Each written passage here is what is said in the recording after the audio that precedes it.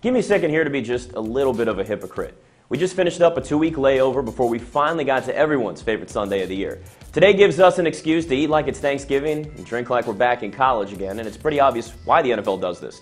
2 weeks, lots of hype, plenty of time in the spotlight for the all-powerful Roger Goodell and his league to be the only real topic in town. The only problem, we have to find ways to actually fill that time. All this year, it actually has been pretty easy. You can only make so many completely blind predictions and break down only so much film, so thankfully we got Ray Lewis to help fill that void. We've already gone through weeks of him crying on the sidelines before and after every game like he just watched Brian's song for the first time. But don't play dumb, that movie got to you too first time, so it's okay. But let's be honest, we all knew he'd be topics 1, 2, and 3 over the past couple weeks.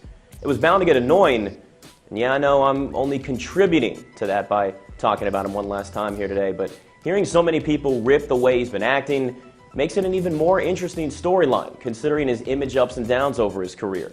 I've always been a fan of Ray Lewis, and any guy that plays with that kind of passion, no matter what team you like, you have to be a fan of him, considering so many athletes get ripped for not caring about much else besides that massive paycheck.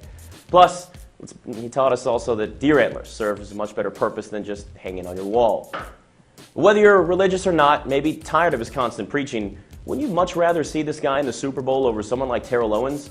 I know he has a dark time in his past, and whatever your opinion of that, don't you want to at least try and believe this life turnaround is actually genuine?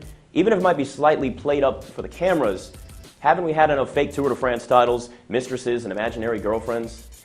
The ups and downs for him are so extreme, it drives opinions in completely opposite directions.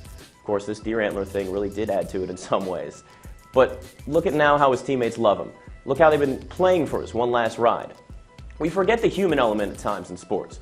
The Ravens are rolling, playing the best we've seen in a long time. So yes, I factor this into my prediction for Super Bowl 47. The Niners might be more talented, but I see Ray and the Ravens holding the Lombardi Trophy at the end, and hopefully he just leaves a positive legacy on the game when he's done.